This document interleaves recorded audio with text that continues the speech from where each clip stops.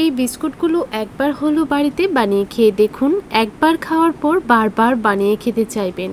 একবার বানালে কিন্তু 1 মাস পর্যন্ত রেখেও খেতে পারবেন, একদমই খারাপ হবে না।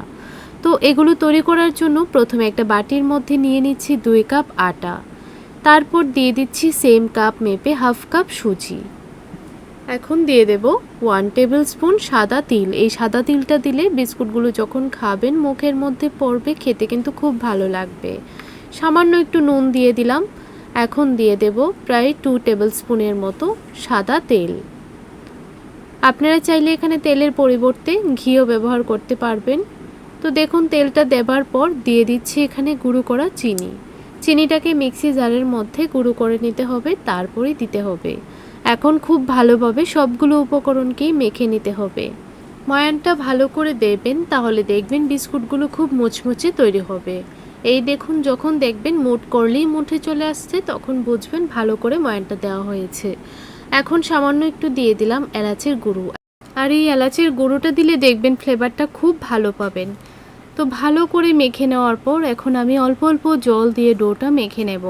আপনারা চাইলে জলের পরিবর্তে দুধ দিয়েও কিন্তু মেখে নিতে পারবেন। আর একদম অল্প অল্প জল দিয়ে মাখবেন, ডোটা যেন একদম সফট না হয়ে যায়, একটু টাইট করে আমাদের এই ডোটা মাখতে হবে।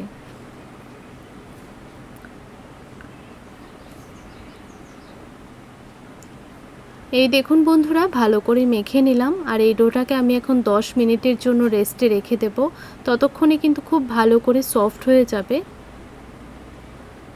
তো 10 মিনিট আমি এইভাবেই রেখে দিয়েছিলাম। 10 মিনিট পর ফিরে আসলাম। এখন এখান থেকে আমি অল্প অল্প মিশ্রণ হাতের মধ্যে নিয়ে প্রথমে এইরকম গোল করে নিয়েছি, তারপর হালকা একটু চেপটা করে দিয়ে মাঝখানে আমি একটা কাঁচা আমন্ড বাদাম দিয়ে দিচ্ছি। আপনারা যে কোনো বাদাম দিতে পারেন বা না দিয়েও কিন্তু বিস্কুটগুলো বানাতে পারবেন।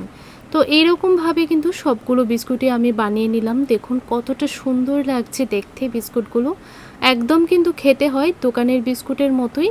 একবার হলো বাড়িতে বানিয়ে খেয়ে দেখুন, দেখবেন স্বাদ মুখে লেগে থাকবে। আর এগুলো বানিয়ে আপনারা 1 মাস পর্যন্ত স্টোর করেও রেখে খেতে পারবেন, একদমই কিন্তু খারাপ হবে না। তো এগুলো ভাজার জন্য একটা ফ্রাই প্যানের মধ্যে পরিমাণ মতো তেল হালকা গরম করে নিয়েছি। তেলটা যেন খুব বেশি গরম না হয়, আপনারা তেলের টেম্পারেচারটা দেখেই বুঝতে পারছেন। দেখুন বিস্কুটগুলো দেওয়ার সঙ্গে সঙ্গেই হালকা কিন্তু উপরে একটু বুটবুট চলে আসছে।